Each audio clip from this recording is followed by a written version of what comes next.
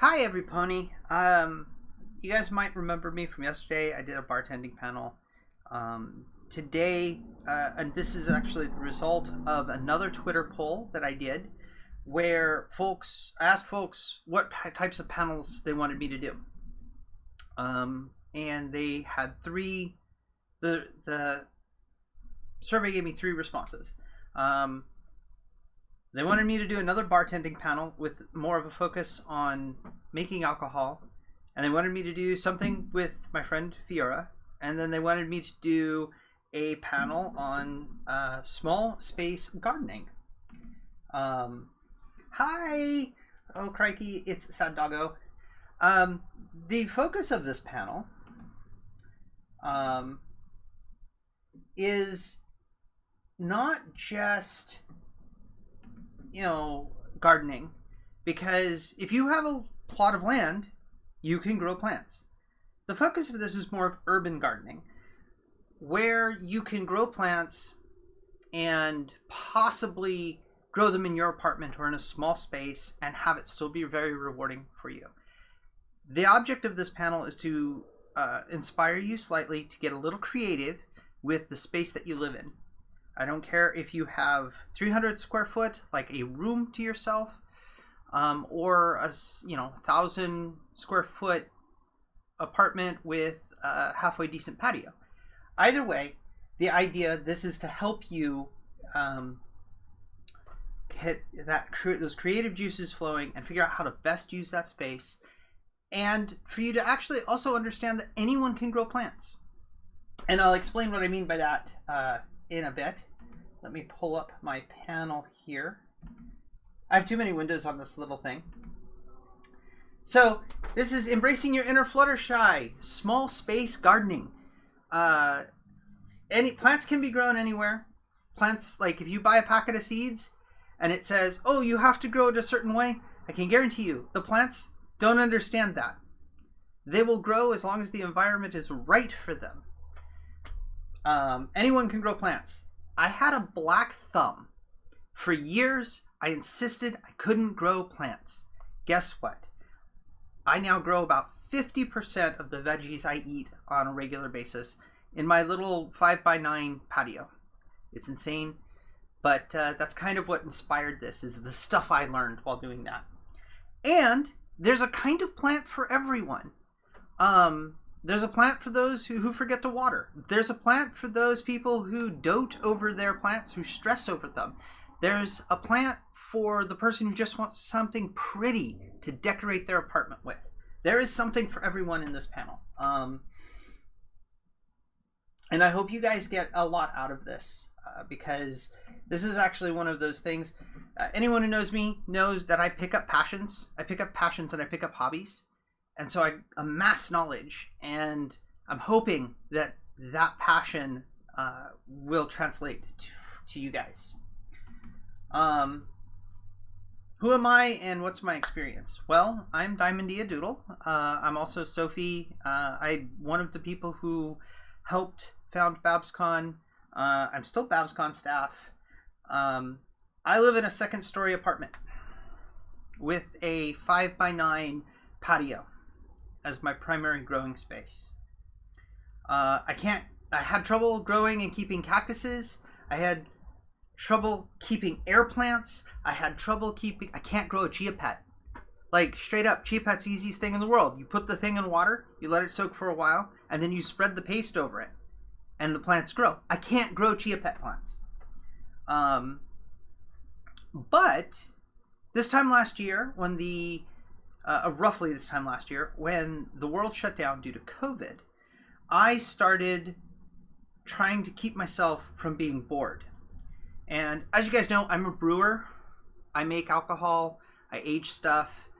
I figured I would try and grow grapevines on my patio. I'd put up a nice curved arbor, and I'd have the vines grow up and provide shade, and I'd make a nice little reading nook covered with like vines, very picturesque. The reality of that is that I didn't actually get that to happen last year. I had one grapevine that grew really well. I had one that was probably dead by the time I brought it home. And I had a third one that kind of grew one little leaf and nothing else for the rest of the year. And out of this, I learned to grow roughly 50 to 75% of the vegetables I eat, depending on the week. When I harvest my potatoes, it's closer to 75. But, you know, every day last week, for example, my breakfast was coming from my garden. I'd go out and I'd get strawberries. I'd have strawberries for breakfast. It was pretty fun. Let's see here. Let me see if I can keep my chat. This is my patio. And I'm not doing this as a way to say, haha, look at what I did. I'm doing this as a way to say, this is how I'm using my space. This is highly efficient. As you can see, there's 7, 16 to 20 inch planters, round ones, kind of near the top here. Those are my grapevines. And then I have these long planters that hang off my railing, which are typically things that need shallow roots, lettuces. I have asparagus growing in one of these. I have celery. Actually, I'm growing celery in one of these. I'm surprised at how well the celery is doing. I have green onions. And these planters here against the dividing wall, they have corn. You might not think you can grow corn in a square planter, in a planter, period, but you can. You could even grow trees in a planter. Again, I'm not doing this to say, hey, look at what I've done. I'm doing this to say, hey, you can make an efficient use of space. There are 70 different kinds of vegetables and plants growing on my patio. And it's just a little 6x9 patio. It's not that big. Actually, I think it's 5 by 9. I measure it and I forget. That's a small patio. And behind me, you can see a couple of tomato vines, some of which are growing. They're actually in they're not growing at the moment because they've just finished giving me tomatoes. And then I have a cucumber plant, and then I have oregano, and then I have a bunch of mint plants. And it's been interesting because I literally did not think that I would be able to grow plants.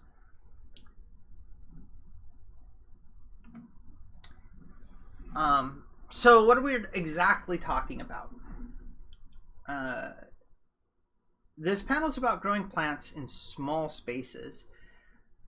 It covers figuring out where to grow things. It gives some tips on getting creative, helps you figure out what you should grow versus what you can't grow. And it's actually not focused just on vegetables, though I grow a lot of vegetables. I also grow some flowering plants. And I actually have some cactuses and desert plants. Mostly, I have 2 aloe plants. But it should help give you an idea of the kinds of things that you should grow, or that you can grow. What I can't cover. I can't go into detail about every single plant out there. There are literally tens of thousands of varieties of plants. I don't really have the time to cover all of those.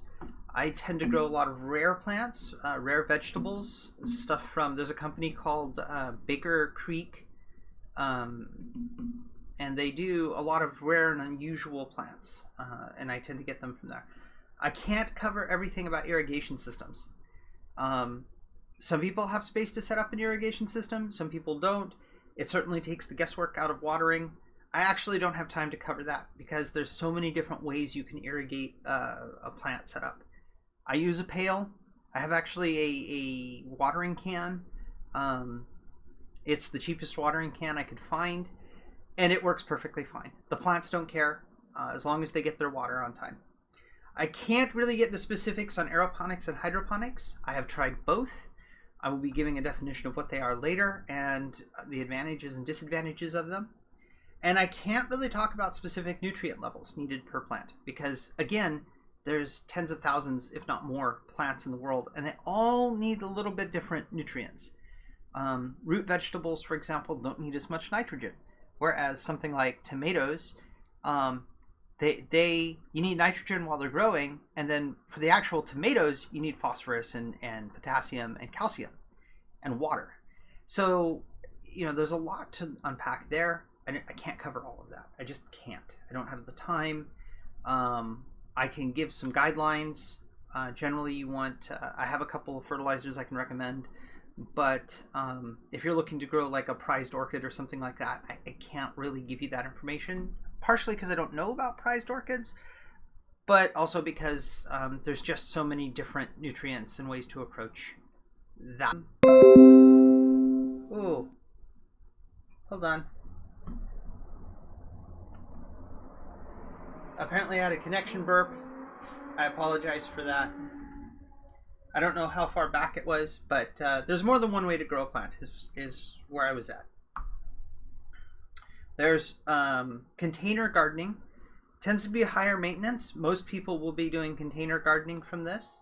It's better for small spaces because you can put plant containers anywhere. You have a shelf, empty shelf, you could put it on an empty shelf. You have a display cabinet. With some provisos, you can put it in a display cabinet. You can hang them from a hook. You can, container gardening you can put almost anywhere. It's easier to be creative with those. There's in-ground gardening, which is impractical for most people living in cities because you just don't typically have a big yard. They do need more space, and you have to pay a little more attention to your soil quality, which sounds counter to container gardening. Container gardening, the reason why you don't have to pay as much attention to your soil quality is because you typically will buy.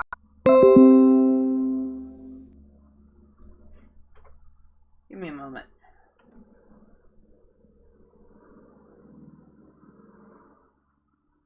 OBS keeps telling me I'm disconnected. Can you guys hear me? Am I good?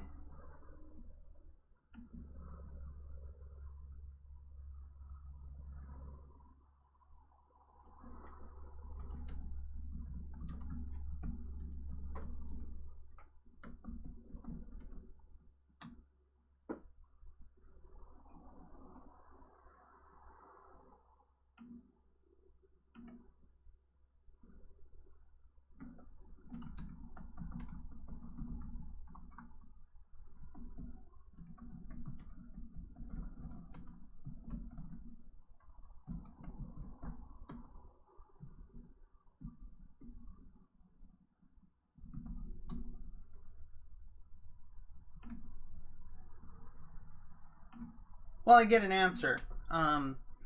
Hydroponic gardening, there's a couple of different types. There's constant flow. You need a self-contained water supply for both of these. But for constant flow, you typically have like a bucket or container.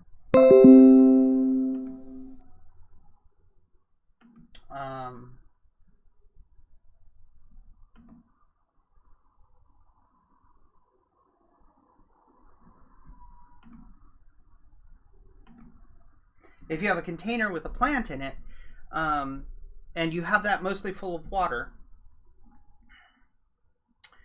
you can basically have a plant growing in that standing water. It's a standing water system. It also needs to be monitored for nutrients and needs to be swapped out regularly. These are both pretty high water use, although they can be more efficient in water use than in ground or container watering. Just because the water doesn't go anywhere until it's evaporate. Basically, the dryness in the environment and how quickly it evaporates determines your water use. Aeroponic gardening, which is the use of moisture in the air to act as your gardening substrate. It tends to take up a fair amount of space because it needs an enclosed space. There's two types. There's stream or spray. That's like if you have a spray bottle and you spray the roots. That's kind of what spray aeroponic gardening is like. There's also fogging, where you get I won't say a fog machine, but they make these ceramic foggers for reptile cages, and you can also use them for aeroponic gardening. there's a lot more equipment needed for these. Also need an enclosed space. Water does need to be monitored closely. The thing that's important here is evaluating your available space, because that'll determine if you do a type of gardening like hydroponics or aeroponics or container gardening. The more space you have and the more control over that space you have, the more things you can do with that space insofar as growing plants. You can only grow up so much given space, because plants need space for their roots and their leaves. And some plants actively dislike each other. Onions are a good example of this. Onions tend to poison the soil, so that if you grow onions in a container, all you're going to want to do is grow onions in that container. You're not going to want to grow almost anything else, because onions just don't work well with other plant types. Mint's another one. I love mint, but if you plant it in a container, it will take over the container. So for mint, you normally keep it in its own separate container. Even when you're planting mint in ground, you generally want to keep it in its own container so it doesn't take over your garden. Sunlight. Plants are like people. Sweet. You guys can hear me. Awesome. If OBS pings me again, I'm going to apologize because it'll drop my connection for a second and then I'll be back. Some plants need direct sunlight. A lot of vegetables do. Most herbs need some need a mix. And then there's, of course, local conditions outside of your control. Things like weather, humidity. These are all important considerations for setting up a garden, because if you live in a very humid environment, for example, that's also very hot, and it's like that for 8 months out of the year, and then it snows, well, you're not going to want to grow something that needs warm temperatures year-round, something like wasabi, for example, which needs warm temperatures year-round. But you might want to consider growing something like blueberries, which need frost in order to actually create their fruit. I live in what's called Zone 10. The USDA has, I think, 11 zones based on a combination of moisture and temperature. I live in Zone 10A here in the San Francisco Bay Area, which means I can grow year-round. It's not too terribly hot. I know some places that are higher. I know some places that are lower. So make sure you know that before you start buying your plants, because if you have an environment where it gets cold for half the year, you're probably not going to want to grow plants that require hot weather year-round, or that are not frost hardy outside anyway. You can grow them indoors. Maximizing your space. Now this is where the focus of this particular panel comes in mind. I personally have a combination of all of these. I try to maximize my space by using hanging planters. You can't see it, but there's actually a planter hook there. Behind me, you can see where I've got planter loops set underneath this grow light. I use this for basically starting seedlings most of the time before they go outside. I don't know if you can see the Ikea miniature greenhouse I have behind me. I use that for controlling humidity for plants that need higher humidity. But hanging planters are useful for spaces where, for example, if you have a high ceiling, you can hang them kind of from the ceiling or from a highly placed hook on the wall, and that'll give you more space to plant because you're not using floor space. And I have actually a space that's got a hook and a floor planter. Like there's a floor planter and then there's a hook, and I've got plants growing from both. That's very, very useful. There's the wall of green, which is very decorative. Basically what you do is you anchor a trellis to a wall. I don't have one of these set up, at least not indoors. And basically the plants grow up the trellis on the wall, and you can create this living wall of vine work that looks really pretty, and it'll help purify your air. It'll give you better quality air in your place. It'll look pretty, and you just need to keep it maintained by keeping it watered, and make sure it's near light, preferably light from the sun, but you could also use a grow light. It's also very useful for vines, which is good. And then there's a thing called a rack system, which if you do computers, you have like a big bank of computers with racks, and each rack has a server rack. You can do a similar kind of setup with plants. I have one of these. I set it up on my patio. It's a vertical space that gives me 10 planters, or 9 planters worth of extra growing space I wouldn't have otherwise had.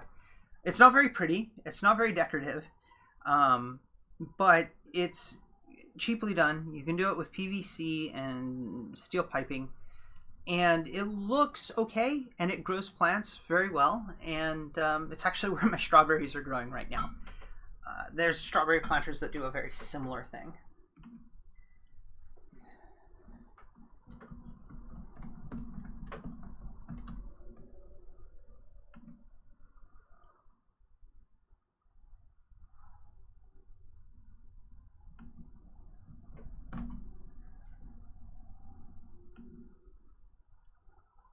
Hi, Fraser. These are all ways to maximize your space. They're not the only ways, but these hopefully will give you a starting spot. I don't actually have pictures of some of my setups, at least not here. I wish I'd put some still pictures into this. Next time I will. Homemade mini greenhouses. So there was an article done middle of last year, I think it was on CNN, about using Ikea furniture to make indoor greenhouses. This is one of the things where, like, I made a list of Ikea furniture and went out and actually like bought a bunch of display cabinets to turn into greenhouses from Ikea. They do need more maintenance because you do still need to do air circulation. You have to have grow lights, and you also need to kind of keep a close eye on them. The advantage of doing homemade or mini greenhouses is that with the higher humidity, which is usually an issue for lizards, you can actually keep reptiles in some of them. I haven't done this myself, but I can see it. There's a specific Ikea cabinet I'm using. It's called the Dwarf, I think. It's an all glass cabinet. I actually use them for displaying my pony merch, but I also have 4 of them set up as greenhouses. They are currently growing tomatoes and sugar snap peas. I had to learn that you have to keep the doors open sometimes because they need air circulation. Otherwise, the high humidity kills off the plants. But it would be good for something that's a year-round grower that needs a high humidity. Something like wasabi. You find me going back to wasabi a lot. It's like my end goal is to grow wasabi. Vertical gardening, grow up, not across. Cucumbers and melons typically like to spread out across the ground. So do squash. You can actually tie these to a trellis and have them grow up. If you don't have a lot of space, using growing up rather than out might actually be a better idea. Most people forget to look up, but if you have like a patio with a top ceiling of like 9 feet, well, that's 9 feet of growing space that you might not otherwise have had. It's very useful in that regards. Great. It's really good for vines.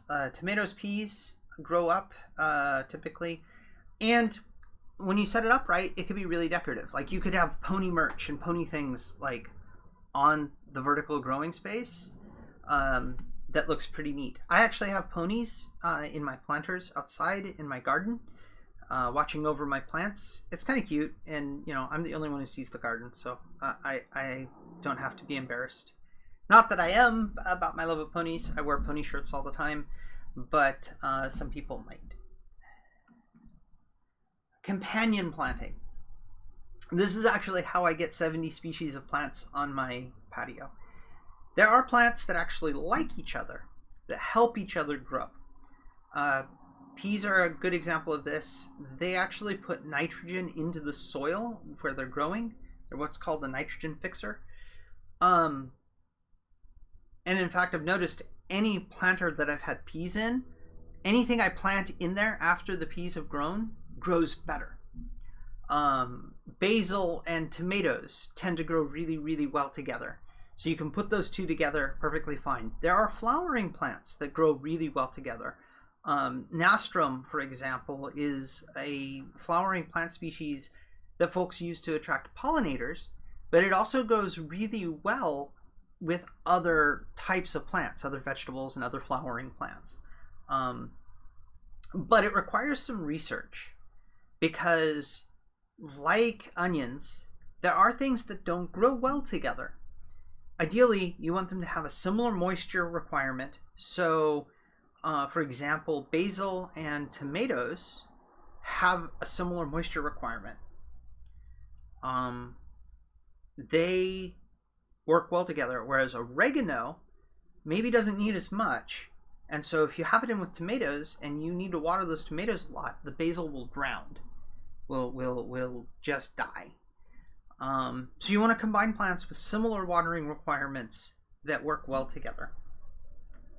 You can do indoor planting.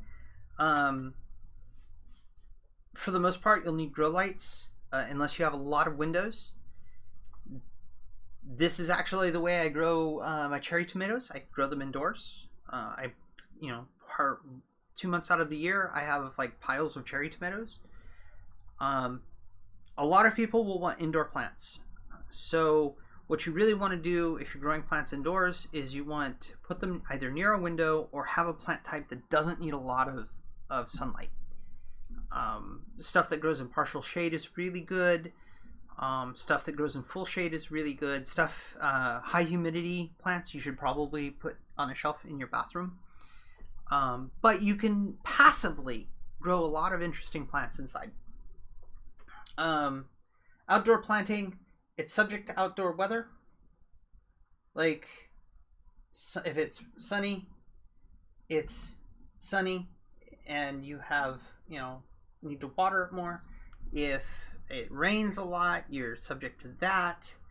But it is the cheapest way to grow. Like, you can use anything as a planter. Like, I have glass vases that I was given years ago that I've used as planters.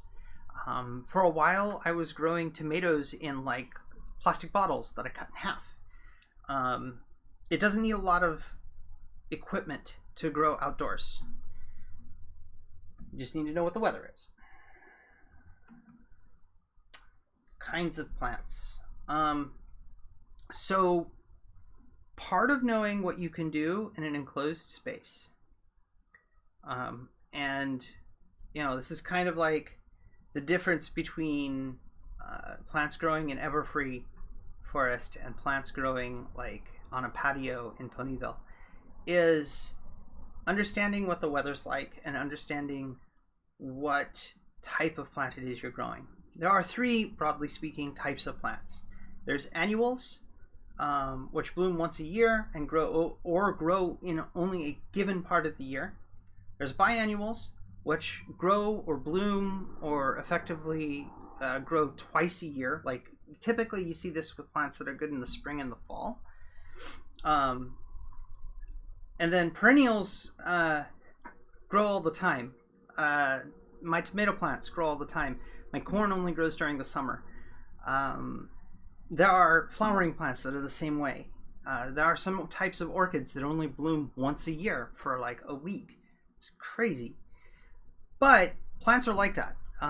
They have their own ecology, and it's very climate dependent. So again, in my area, USDA hardness area 10, I can grow most plants year round.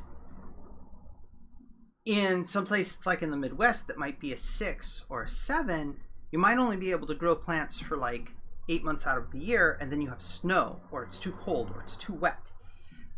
So knowing your climate is very important. I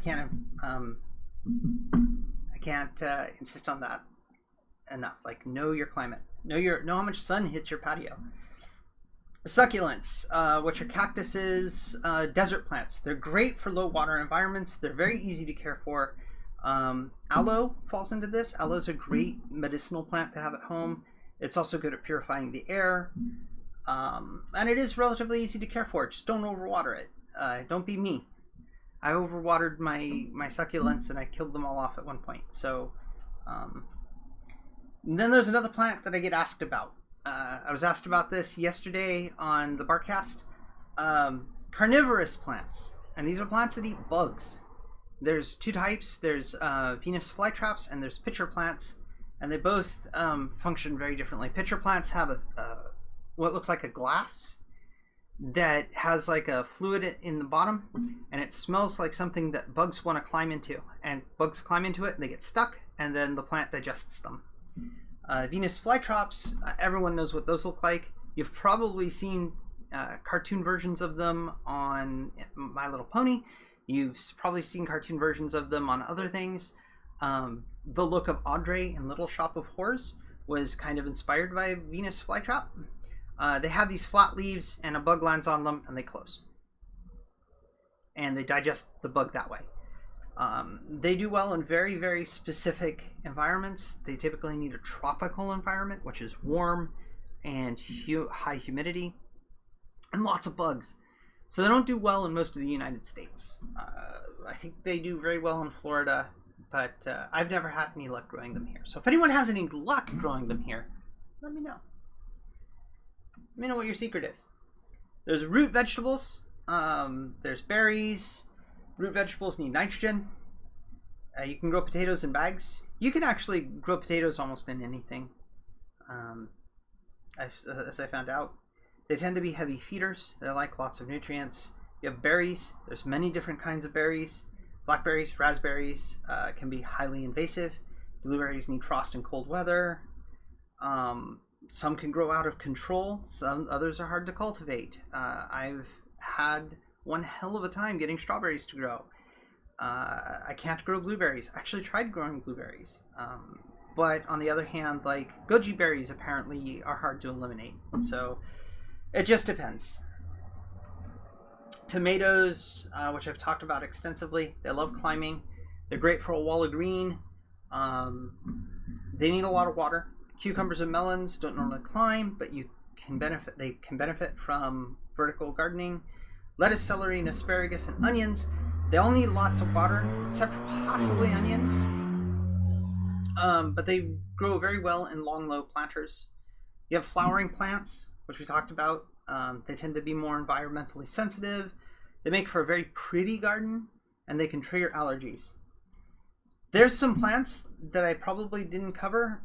Stuff like bright green philodendrons, which are, I'm probably pronouncing that wrong, but you see them like ivy.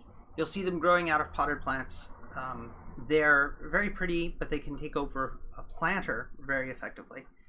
But they also purify the air. So if you're planning to grow these inside, they're very good, very decorative, but they tend to be like, everyone has them. Everyone who grows plants inside has them, which is actually why I don't have them. Also, I have a big thing of ivy outside of my patio for the complex.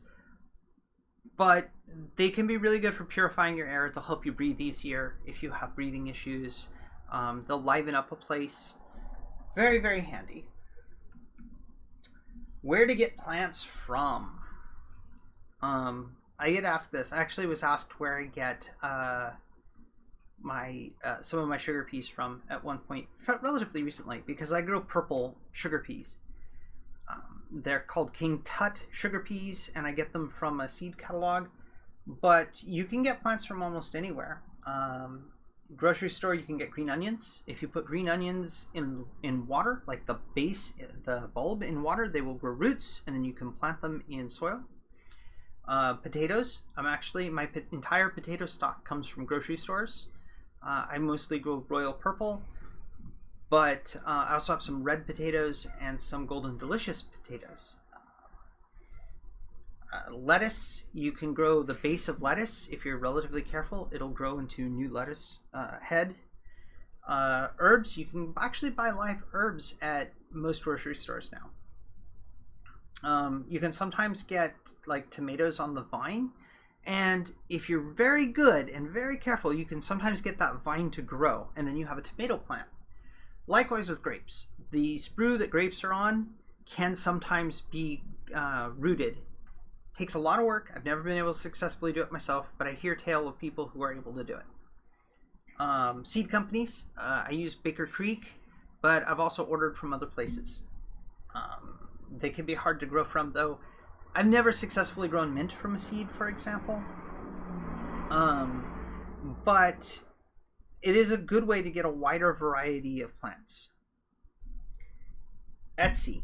I've ordered so many plants from Etsy. I've ordered mint, I've ordered strawberries, I ordered a tea plant, a tea tree. I've ordered a couple of different things from Etsy, and I'd have to say about 50% of them have arrived in condition where they just wouldn't survive. A lot of that has to do with shipping. So Etsy is usually my last resort. If I can't find seeds for something, or I can't get something to grow through seeds, like most of my mint plants, I will typically go to Etsy and look for a starter, like a seed starter. That's usually kind of where I get them. Good luck keeping those fly traps alive, Choco. Let me know how that works out for you. Like, my greenhouses are set up to grow wasabi. I'll let you know how my wasabi growing turns out. Like, I do want to do. I would like to go to a convention one of these days and have like wasabi, like some kind of pony branded wasabi that people could buy in like a little jar. I'd love to do that. That's the kind of thing I like sharing that stuff with the world. But I have to be able to grow wasabi plants, and they take years to grow, so it's probably not going to happen soon. But I want to bring a little bit of green to the world. I've grown a green thumb. It's kind of scary.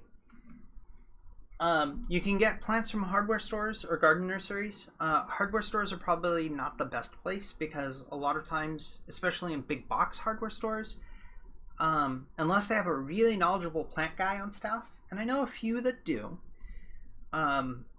they mostly don't know much about the plants that they're selling.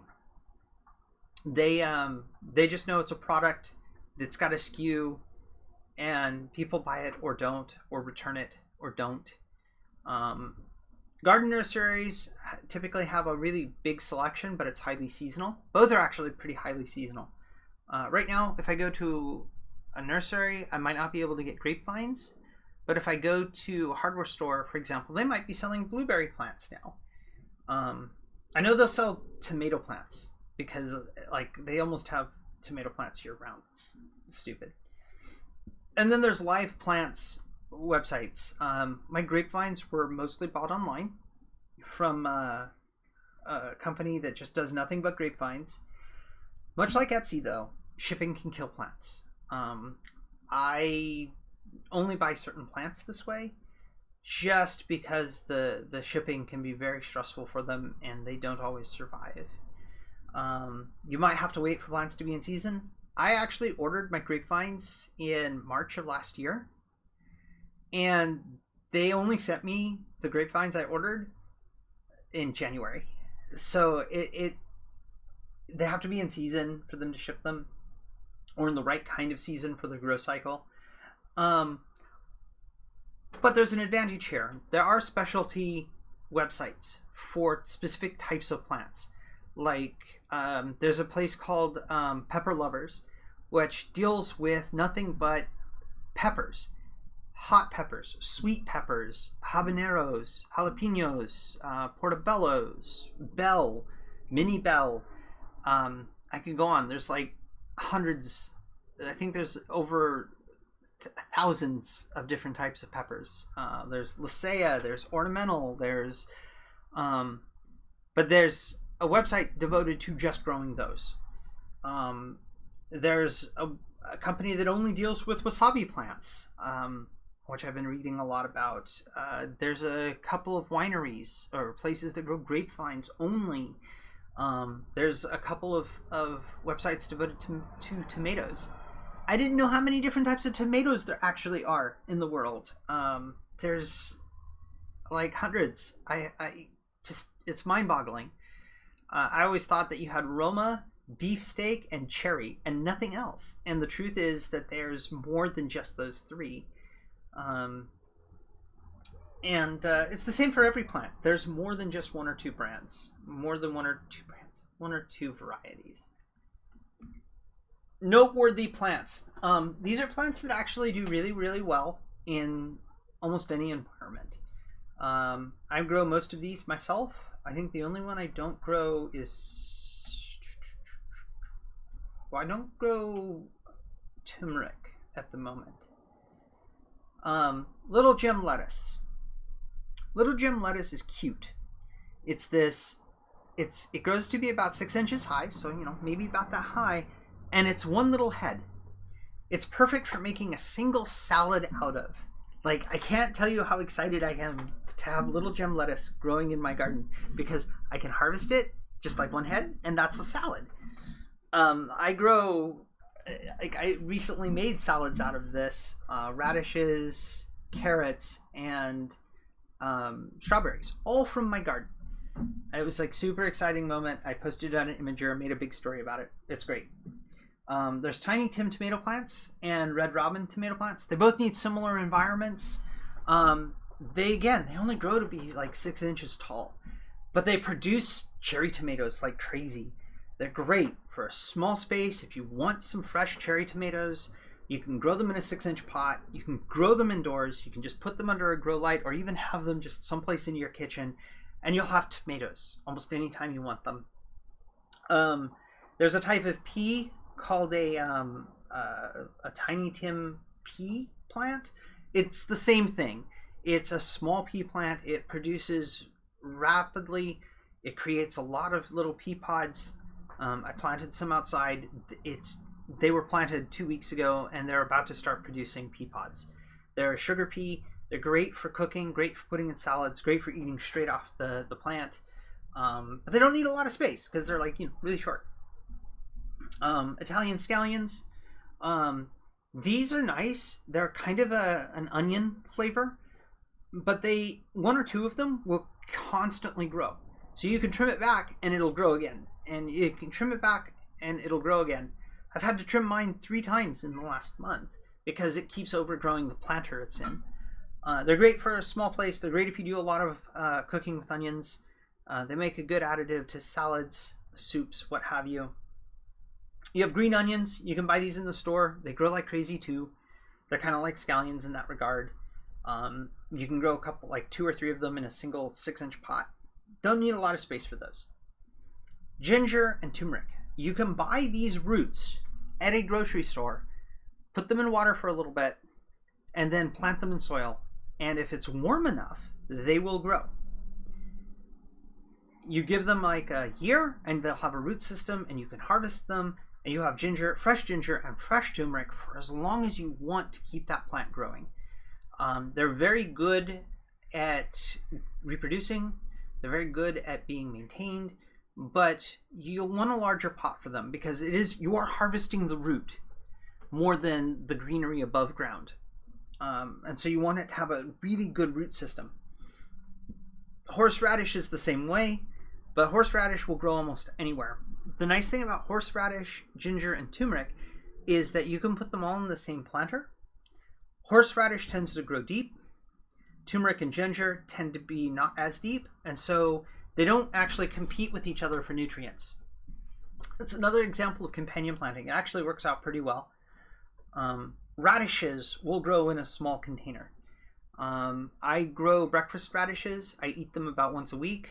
I'm not really a huge radish fan, but they add a nice crunch and can add a nice bite to a salad or to a breakfast dish. I typically grow French or cherry radishes just because they grow quickly. You can harvest them in like 2 weeks. So they're another rapid grow, rapid harvest. Mints. You really want to grow mints and keep mints in small containers. I urge everyone to have a mint plant just because they smell so good. I like mint. But there's, hundreds of different varieties of mint. And which one will grow great for you? Well, they all need the same kind of conditions. Put them in a 6-inch planter, keep them kind of well watered, keep them well fertilized. Actually, don't fertilize them. They don't like fertilizer. But, you know, keep them fed, keep them watered, and they will grow. And you will have mint leaves for the rest of your life. If you put them in a larger planter, they will grow to fill that planter. So if you really like mint, you know, as large as you want. Most of the plants need a minimum of a 6-inch pot. Some plants will do better in a larger pot. I know I have Roma tomatoes. Actually, let's spare a moment to talk about tomatoes and how to grow tomatoes with a good root system. Most packages of tomato plants, tomato seeds, will say plant them a 1/4 inch deep and let them grow. But that only gives them a root system that is as deep as you planted them. Tomatoes are kind of unique in the plant world in that anywhere soil touches the main stem, it will grow roots. So if you have a cutting from a tomato plant that's 8 inches tall and it's got leaves at one end, at the top end, right? You can actually plant that 6 inches deep and it'll grow roots all along that stem and create a very strong root system. So a deeper pot is better for tomatoes. Most tomatoes, Little Gem or Tiny Tims and Red Robins and Orange Hat tomatoes are kind of the exception to that. But Romas, my cherry tomatoes, there's a reason why my cherry tomatoes are in these tall, kind of narrow containers. It's so that they have a really long root system.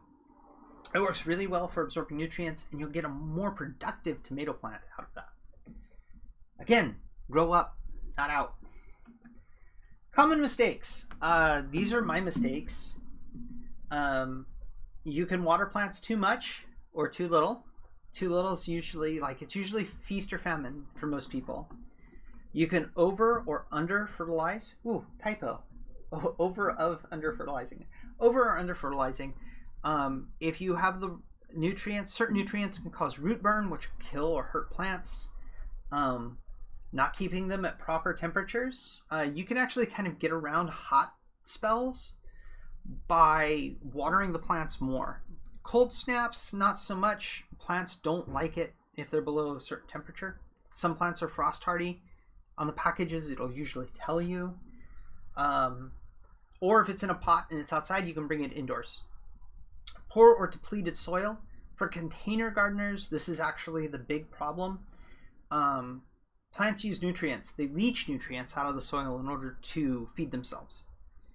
Over time, that could leave the soil without any nutrients in it. And a lot of people will say, oh, you need to get all new planting soil. You don't. You need to reinvigorate the soil with a combination of fertilizers and bone meals and organic compost. You can do that. You can actually take 70% and then do concentrated fertilizers, and it'll actually revitalize that soil. That's kind of how I maintain my planters. Not enough light. There are plants that grow best in full sun. You need to know that. Too much light. There are plants that hate full sun. Know your plant. Some plants just don't do well in full sun. Not enough soil for the roots. This will cause a condition called root binding, where the plant won't be able to grow any larger than it is because it's reached the limit of the pot it's in. For small container gardening, that's less of an issue because what you're going to run into that regardless. What you're really doing is relying on that to make things easier for you to keep the plant small anyway, because you don't have a lot of space.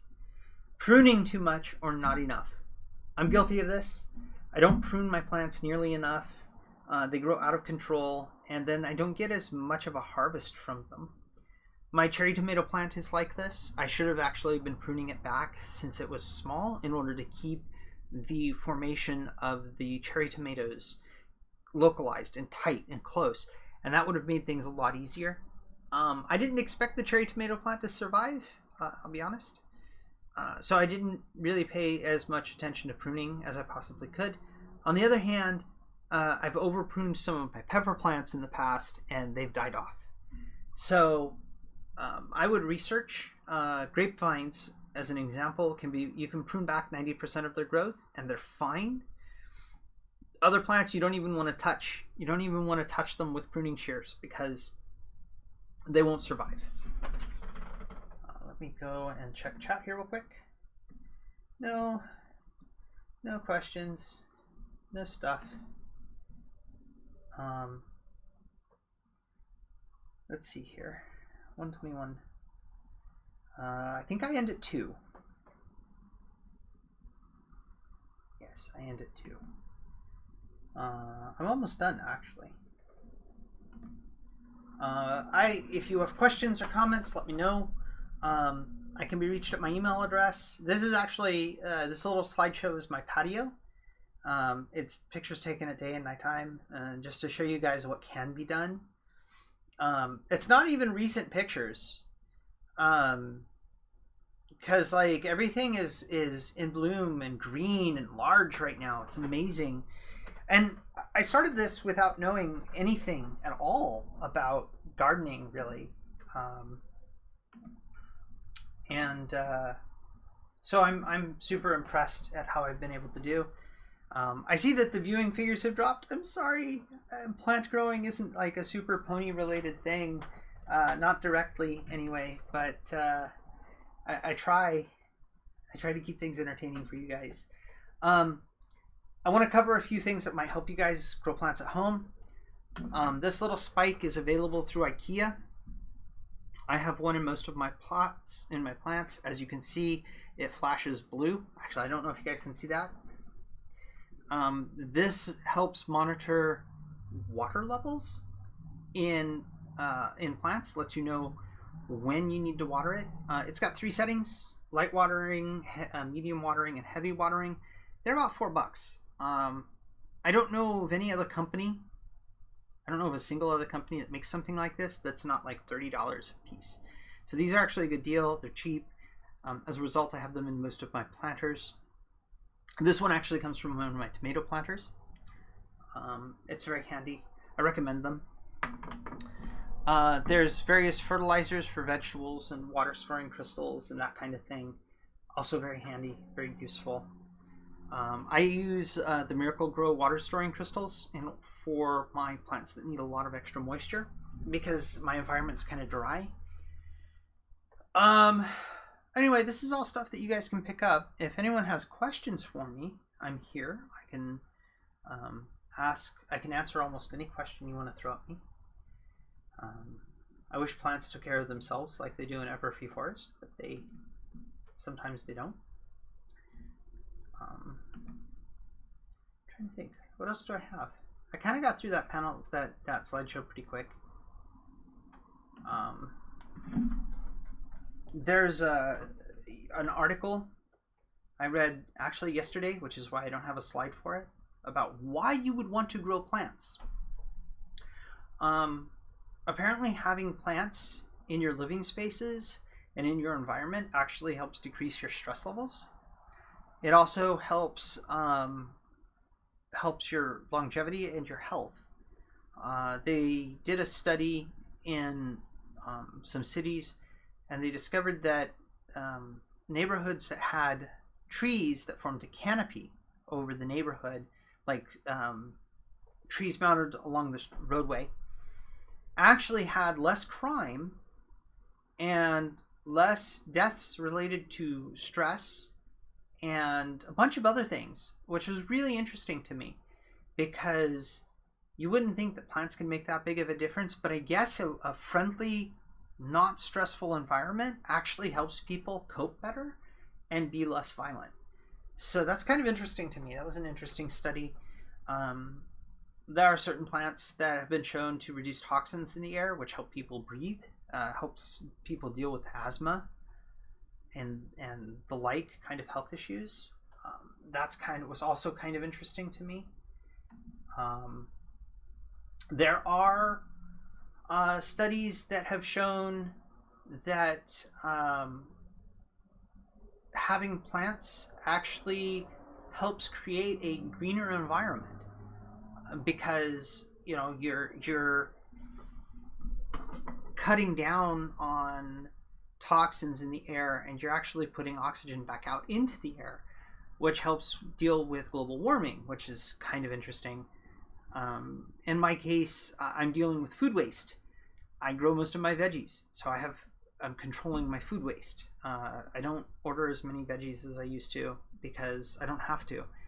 I gotta say, like, eating stuff straight from my garden, hasn't been like, the salads I've had have tasted the best I've ever had, and that includes salads from like high-end restaurants. And it's because I walk out, I harvest them, and then they're just they're so full of flavor because they're coming straight from the garden. They don't have time for those flavors and those cellular structures and the greenery to break down. They just don't. And as a result, they have a better flavor. And, you know, there's a variety of other things. Plant canopy actually helps keep moisture in the soil, which is better for the soil. Yeah, I have the same problem, Chaco. I had in my containers, I had basil plants that are supposed to grow with my tomatoes, and they don't grow well with my tomatoes, even though everyone swears basil plants grow well with tomatoes. And I think that has something to do with competition for nutrients, but I'm not positive. Like, I haven't really experimented with it because I'll be honest, I've had a hard time keeping my herbs alive. I bought basil, I bought oregano plants, I've bought a variety of mint, I bought a variety of I had fennel growing at one point. I couldn't keep the fennel growing either. And I've had mixed luck with them. Even though I've planted them with things that are companion planting. I actually had a problem with chives. Okay, I have a chive story. I bought a package of like herbs. Like, it had, you know, it was a culinary growing package. Had a bunch of different types of herb plants in it. I got them to sprout. And then once they were above the size recommended, I transplanted them into larger pots with the expectation they would grow, right? No, they didn't grow. They died. I had a few that kind of grew for a little bit, and then they died. I don't know what the difference was. I used the same potting soil in the pots as I used in the sprouting containers, and they just failure to thrive. No idea what the cause is. I had this problem with chives. And I've had this problem with lemongrass too. But I bought a thing of chives, and instead of planting them on their own, this time I actually transferred them into my grape pots, my pots with my grapevines, which also had peas growing in them. And so I don't know if the peas are helping with the nitrogen or not. And I think it's the nitrogen content that's doing it. But they have started to take off and spread, and so I'm thinking that it has something to do with the nitrogen levels in the soil. And most herbs, being leafy greens, they need more nitrogen than they need potassium or phosphates, which are the other two major nutrients. So if your basil's not growing in with your tomato plants, maybe you need to figure out some way of putting some extra nitrogen in there. You could use like a root spike that gives nitrogen. Or you could actually get like a tiny Tim Pea and grow a tiny Tim Pea in there. Those will actually grow. Actually, pea plants will grow with anything. I can't say that enough. You could put a pea plant in with your tomato plant if you want your tomato plant to get extra nitrogen and grow taller and be bigger and bushier. You can do that. And I'm willing to bet, I'll put money on it, that it might actually help your basil plants grow too, Chaco. Because I'm thinking the extra nitrogen that gets put into the soil from the pea plants will help those leafy greens grow. I'm almost positive. My grapevines, as an example, like, I have 7 grapevines out there. All the grapevines that are actually growing like mad this year, because sometimes it takes them a year to settle into the pot before they grow again. All the ones that are growing, all the grapevines that are growing this year, every single one is in a pot where I grew snap peas, sugar peas, over the winter. which is interesting to me because I bet you it's the nitrogen. It's the extra nitrogen content. So you might want to give that a try. Like, it won't give you a lot of tomatoes because the tomato plants will see nitrogen and then like grow like crazy, but it might help your basil. I would try that because I think that's going to be an issue. But like, I think that's going to be possibly a possible solution to you. Which is interesting. Like, that's an interesting thing. Is that like there are plants that work very well together. I have lemongrass growing in with my strawberries actually, because I had a rodent problem. This was actually, so I was super excited back in February, and I was like super excited for March because I had three walls of sugar peas that were growing like crazy. I was gonna have this big harvest. I was gonna make like a sweet pea soup. I was gonna make I was gonna use them in salads. I'd been eating them straight off the vine as they'd been growing. And I came out one Saturday morning. I'd just been out Friday. I came out Saturday morning to check them, and I forget why, and they were eaten like down to the stem. There was nothing left on any of them. And so I'm thinking, okay, I'm on the second story. It's not a bird. This is not bird markings. Like, there's no bird poo in my planters. These are shredded, so that's like incisors, which would be, you know, rodents of some kind. Probably squirrels, because I hear squirrels running across my ceiling, across the roof. So what deters squirrels? Strong smells. So like mint and lemongrass, and there's a whole list of things that supposedly deter squirrels. So I went and I bought mint plants because I haven't been able to grow mint. I brought mint plants and I put them in these little pots and I put them on the corners of my patio. And it didn't help. And so I did a capsaicin spray in order to try and make the plants unpalatable. By this point, whatever was eating my plants had gotten into my lettuce. It got into my little gem lettuce and had eaten them back to nubs and was starting to work on my carrot, the carrot greens. And I'm just like, I'm being driven mad. Like, okay, I've tried everything. I'm going to keep trying stuff. This is all over a month. And so after trying everything I could think of to deter rodents, I finally decided I'm going to get a security camera.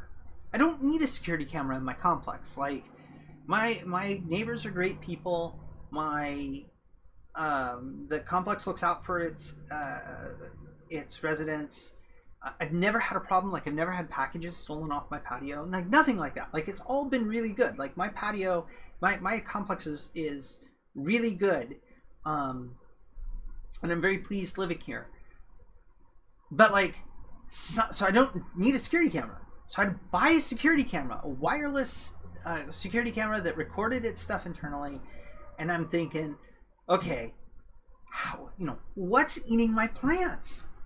I've tried everything to deter squirrels. I've tried everything to deter every other thing that I could think of, with the exception of rabbits. And rabbits don't normally climb, so like, I'm not too worried about rabbits getting into my garden. I've blocked off my divider. I've put rodent spikes and pest spikes all around my patio to try and keep things from climbing in. What is eating my plants? And I put this thing out, and I set it for motion detection, and the very first night, it triggers. And it records several instances of movement. And I just set it up that same day, so I didn't look at it immediately. And I finally looked at it. And it was a rat.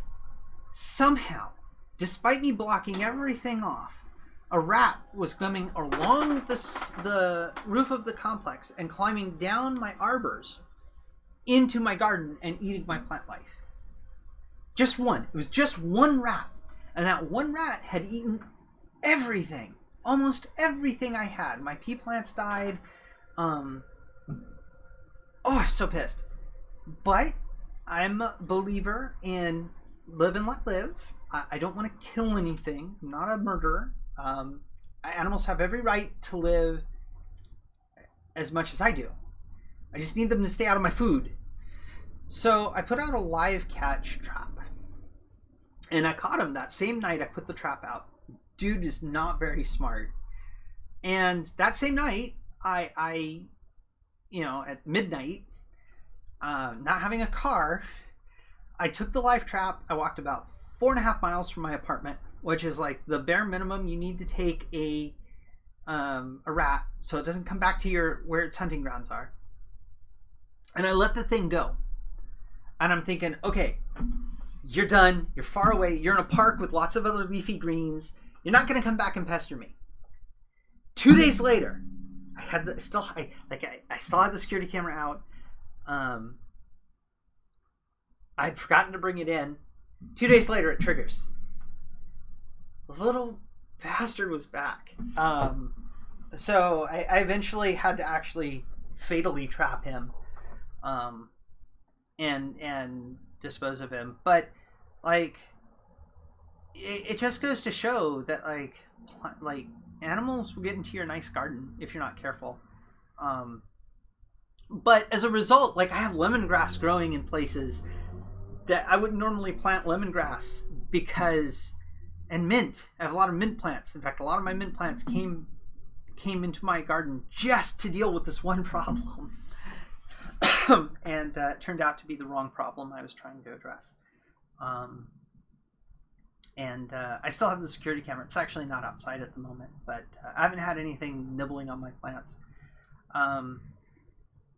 Earlier this year, I had a surprising encounter. I was working on planting something in my grape pots. I forget exactly what.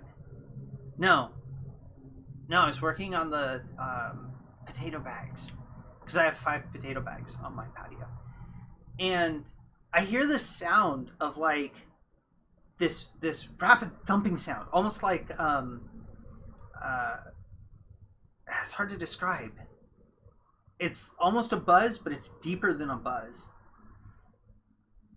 And I'm like, okay, what is that? Like, look around a little bit, and I got a hummingbird was like literally a foot or two away from me, had come to scope out my garden and look for and raid my snapdragons.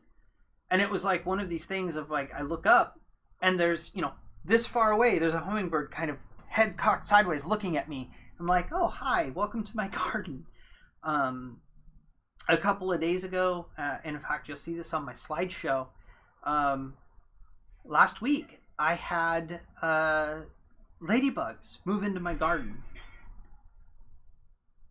And that was impressive. Like, ladybugs living in my garden, and I hadn't released any there. And I was so worried that I wouldn't get ladybugs, which are really great for pest control.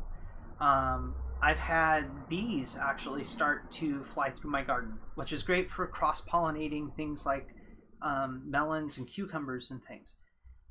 So if you want to see wildlife in your garden, and you're on a patio, even a second-story patio, if you plant the right things, or you plant enough things, eventually those pollinators and that wildlife will move in, and you will be able to see them. They will come and they will pester you. I've actually been watching regular birds, not hummingbirds, come into my garden recently. They haven't destroyed any plants, but I know certain breeds of finch will destroy plants. In fact, actually, you can see this is Sergeant Hoots. Sergeant Hoots was another attempt to keep the rodent out of my garden. It didn't work. Right now, he's inside. He lives on my bar right now. So it's interesting. Like, there's all this cool stuff that happens when you have an outdoor garden that was kind of very surprised would happen. And it all started because of COVID. It's probably the one good thing that's happened in my life due to COVID was the embracing of gardening to stave off the boredom. I would love to bring like plants in like little pony containers to give to people at conventions. I really would. Maybe I'll do that. Maybe I'll figure out a way to do tomato plants. Like, get like My Little Pony containers and put tomato plants and give everyone a cherry tomato plant or a Red Robin or a Tiny Tim tomato plant to take home and take care of. That would be fun. And I still don't have any grapes. My grape plants still haven't produced grapes, which is kind of funny. I've had a couple of them for a couple of years. And I still, like, the whole reason was to make wine from my grapes on my patio, and I still don't have grapes. It's kind of funny. But it's been an interesting ride. It's another one of those things I never expected to take off in the way it did. Anyone have questions? I know people are watching and listening to me. I don't like to feel like it's all me. If you guys want to know about a particular type of plant, plant problem, situation you would like to grow plants in, I can answer all of those. I can actually give you guys some ideas on all of those. I'm having to be really creative in where I put my plants. I'm growing, so I've learned a few things I didn't expect to know. And I'm going to tell this story while I'm waiting to see if there's any further questions. I bought what I thought was a dwarf orange tree, Kalamkata orange tree, which I come later to find out that I'm not supposed to be able to buy in my area because they're considered an invasive species. But I have one, and I figured it would grow, maybe yay tall, but apparently they grow to be like 4 to 6 feet. So I have this orange tree, and eventually I'm going to need to put it someplace, probably on my patio, because it needs sunlight. Right now it's in a relatively small pot. I'm actually following the directions that the grower gave me, which is to say I need to put it in a pot, and then as it grows, put it in a bigger pot.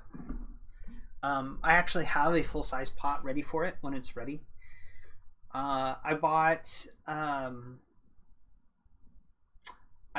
dwarf blue banana seeds, only to discover that I have to prep them by freezing them. Some seeds actually need to be frozen before they'll sprout, which is also kind of interesting. I haven't gotten around to planting those because apparently those trees can get to be like 8 to 10 feet, and I don't have space in my apartment to do it. And I don't have space on my patio because I'm currently growing strawberry popcorn corn and growing a couple of different types of corn in the larger containers out there. So I can't really, I don't have space to grow a banana tree as much as I want to.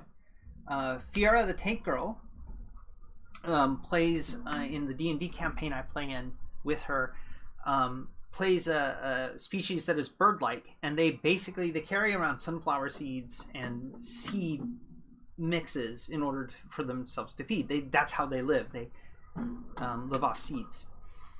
And so I was thinking, I'm going to be really crafty and really witty, and I'm going to grow a couple of sunflower plants, and I'm going to make sunflower seeds. Like, I'm just going to grow them, and then once they're grown, I'm going to get the seeds, and I'm going to roast them. And I had this whole big plan. And so I went and I hunted down a dwarf sunflower plant.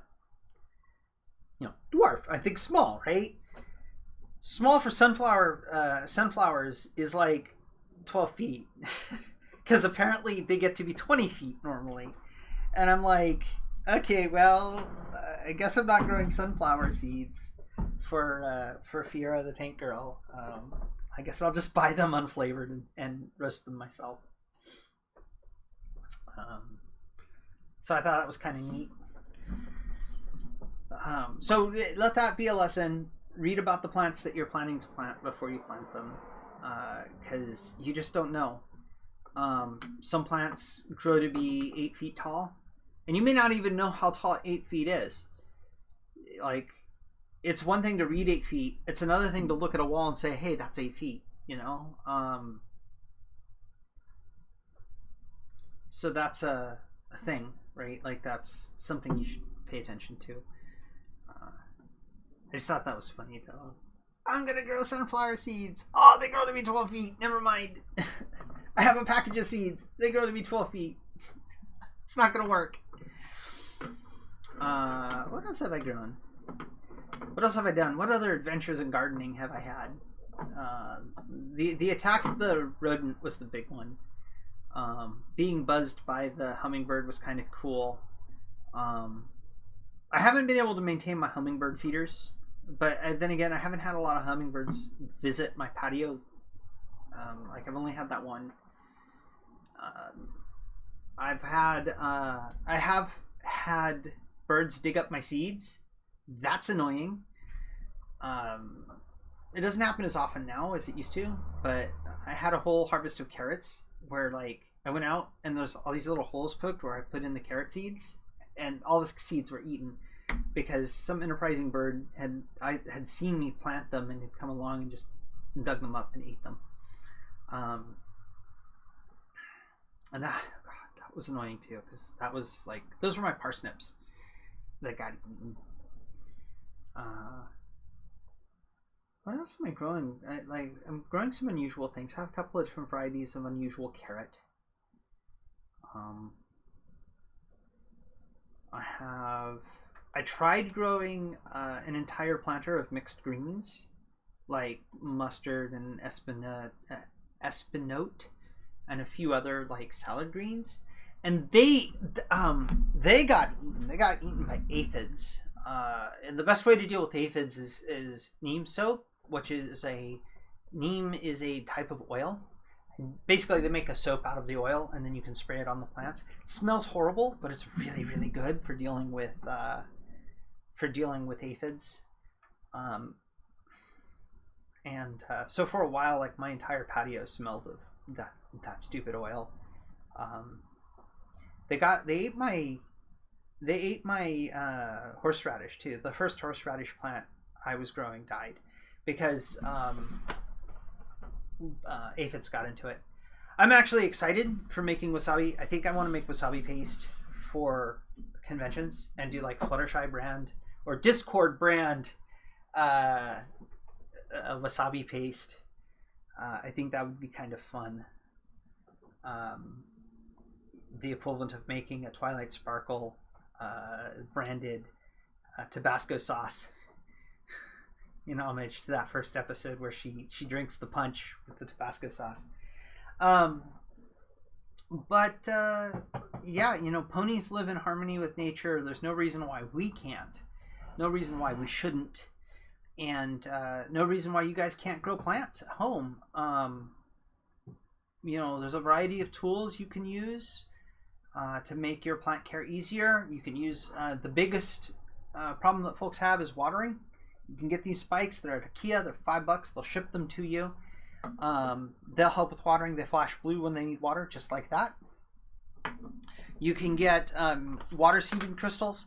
Do not put these in the ground, but you can put these in a pot, and they will keep moisture content up in your pots. I use a combination of fertilizers for sprinkling on the top and fertilizer spikes, depending on what I'm fertilizing. Usually my tomatoes get spikes and everything else gets stuff that's sprinkled on top. To control moisture and weeds, because if you grow enough potted plants, they will get weeds. You can use mulch. I usually go out and hand pick out weeds anyway, because I have to, because that gives me a reason to go check my plants ultimately, so I don't forget about them. You can hang plants inside, hang them near a window. Originally, this window that's next to me, I was going to put a trellis up on the insides over the top, and I was going to grow tomatoes there. I thought that would be a nice decorative way to grow tomatoes, and I couldn't get anything to sprout. I couldn't get tomatoes to sprout in there, and so I ultimately gave that up. But I do currently have succulents living down there, and they are all leaning towards the light. I might try growing tomatoes there again now that my tomatoes are actually starting to grow really well again. I've been through so many tomato seeds this last year, but I might do that. I'm planning to sometime in the next month or so as soon as like my pea plants start producing, probably. I'm gonna have a bunch of people over. We're gonna have a little bit of a gathering, first in-person gathering in over a year.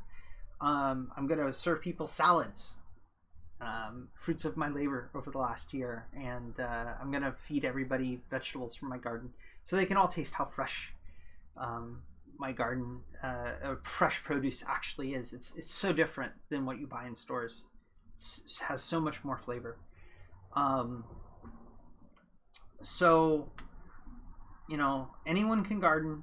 Even I can garden. I'm lazy. I have trouble paying attention to things. And if I can grow plants, you guys can grow plants. Use hanging pots. Be creative in your use of space. Even if it's just a single pot, even if it's just a single plant, and you just want something to purify the air, get a philodendron, get a fern, get an aloe plant, something, and just brighten up your living space. Because I can guarantee you, like, you will, it may sound like it shouldn't work, but you will actually feel so much better when you have living greenery around you. And I don't know if that's a psychological effect, or a pheromonal effect, or what. I don't really know why that is, but apparently that's a thing. I'm going to give the last 10 minutes or so to questions. So if you guys have questions for me, again, if you want help setting up a thing, if you want ideas, if you have a space and you're not sure how to use it, you can contact me. Use my email address. It's there on the slide on the screen.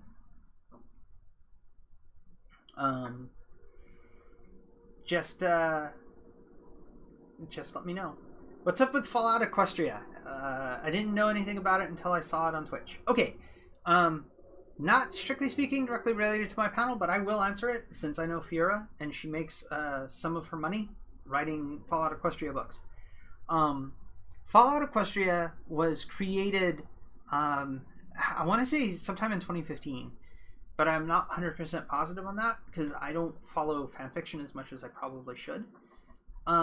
Which was kind of a mashup between My Little Pony and Fallout, which is a video game series. And the idea was a post-apocalyptic world where Equestria had basically gone to hell and ponies were trying to eke out a living, a life, and still personify the elements of harmony in a post-apocalyptic world. Which makes for a very interesting storytelling element. Fallout Equestria Dead Tree is centered around the character Wandering Sunrise, which was created for a Fallout Equestria role-playing game that is run by another friend of mine by the name of Moon, and follows Wandering Sunrise's adventures and her team's adventures as they journey across the wasteland in search of something better or being better, which is actually a song that was written for that series. It's a very bittersweet song, but it's worth looking into. The series itself is fairly well written. I actually own 3 of the books. There are currently 2. The third one is about to be... I pre-ordered the third one. The third one's about to come out. Thank you, WC Black. I don't really want to be famous. I don't like the spotlight. Hi, Hetty! Hi! Good to see you. I'm just finishing up. You can watch the entire panel when I'm done. I'm sure it'll be on Twitch sometime. You already know about gardening because you've heard me complain about it enough times. You've heard the saga of the rodent at least. Most people have. I have 5 minutes left. Last call for questions. Any question. I'll take any question. You can ask me anything. You can ask me about bartending, about making alcohol. You could ask me about making lightsabers. So I used to make lightsabers. You can ask me about making a sim cockpit. It's kind of like my car that sits in the driveway that's a project car. I'll talk about anything.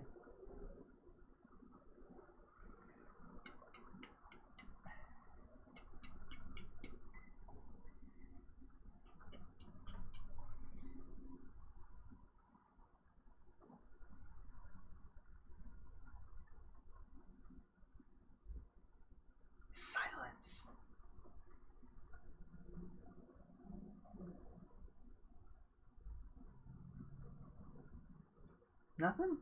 No questions? No comments? Okay. Okay.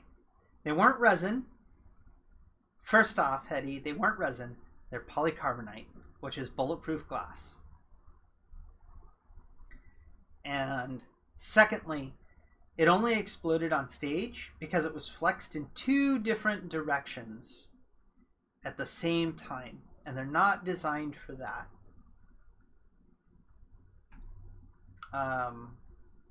Yes, I used to make lightsabers. I used to do stage combat with lightsabers. It's the other fandom I was heavily involved in.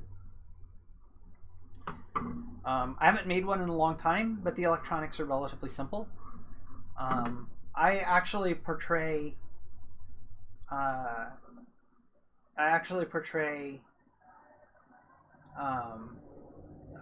Jedi Dash for the My Little Jedi Troop.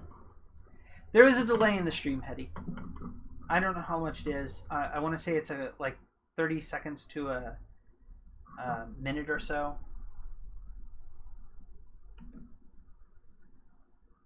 You guys are cute. Yes, you can spin. You can spin gold. You guys are funny. Oh, hey, why is my... There it is. Ah, I minimized it. I am so sorry, guys. That was not supposed to be minimized. I'm going to leave that up. Ah, why didn't anyone tell me? My panel wasn't, like, my presentation wasn't up. So, some reason the Twitch stream is frozen. Can only hear audio. I've been having connection issues. I want to apologize for that.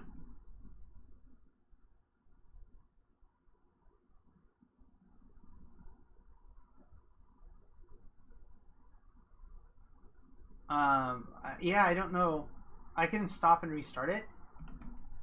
I don't know what's going on. I've been having issues with OBS. But my panel's almost over. I wish I'd noticed that earlier. I'm a space case. I apologize.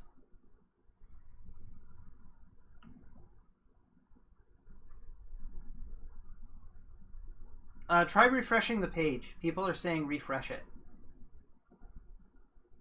I'm actually getting an error from Twitch.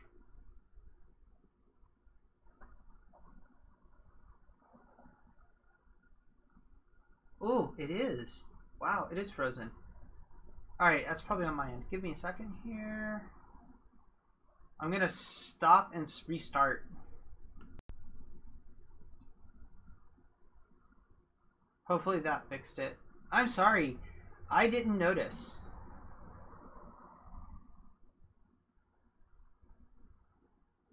Like, I straight up did not notice that it was frozen. I'm a space case drinking buddy. You guys know that. Alright, Asp. Hopefully that worked.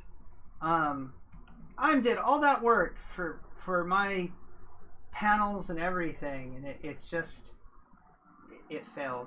I just don't know what went wrong. Derpy got into my connection.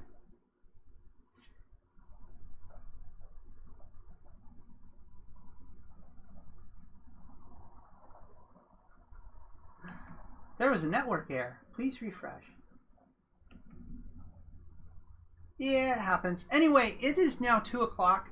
You can reach me I'm here. You can direct message me. I can answer. I will answer almost any question you send my way. It's 2 o'clock, so I need to go. Right? Yeah, Hetty. It's better than Pinky sabotaging it. But apparently it's broken, so I don't know what's going on. But I think I had a bunch of problems with OBS, so it's probably an OBS error. OBS is showing the right stuff, but I don't think it's sending the right stuff. So, you know. I'm going to duck out. You guys let me know if you need, if you guys have questions. I will answer them. I will probably be on Ponytown in a bit. You can look for me. I'm Diamondia Doodle. There's only one of me, I think, unless someone else is pretending to be me. And then, haha, they fooled you. And I will talk with you guys later. Enjoy the rest of the con. Thank you for attending this. This is actually kind of an experimental panel, so thank you for attending. I might try and make it a little more pony focused and less like general knowledge focused one of these days. I don't know if I'll do this again. I don't know if there's a demand for this, so let me know if there is. And I will talk with you guys all later. So have an amazing